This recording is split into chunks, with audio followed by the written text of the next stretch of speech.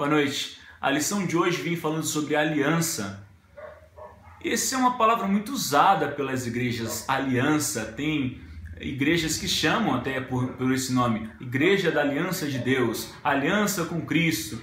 Tem muitas igrejas que têm no seu corpo de doutrina essa palavra aliança e ela usa para muitas coisas, mas o que é uma aliança? Aliança nada mais é do que um contrato.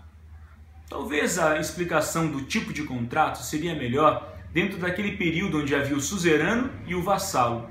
O suzerano era aquele que dava proteção, ele era o dono da terra, dava proteção e dava a terra. O vassalo trabalhava para que o suzerano, então, um compensava o outro. Mas quem era o mais poderoso? O suzerano. A nossa relação de aliança com Deus, Deus é o suzerano. Ele é o dono da terra, ele dá a proteção e nós somos os vassalos. Mas o que nós fazemos? Na verdade, essa é a parte interessante. Porque até a nossa parte é ele que faz através de nós. Porque nós não conseguimos fazer nada. Olha que interessante. Quando eu estava no internato, fazia ensino médio, eu me lembro de um garoto de apelido Foice.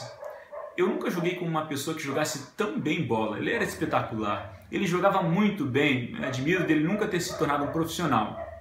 Ele era o melhor do colégio. Ele era muito bom. Ele era muito, muito bom.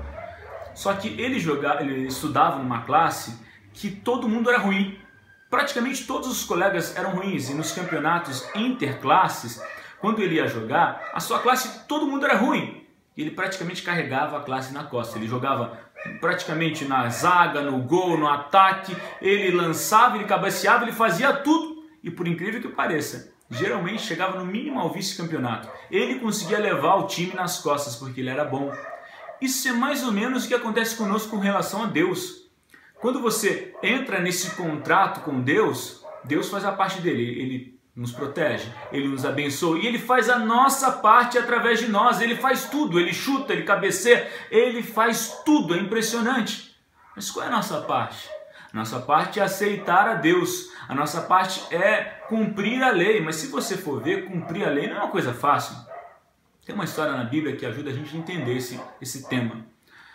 A Bíblia conta uma história de um jovem que vai atrás de Jesus, conversar com Jesus, chamado jovem rico.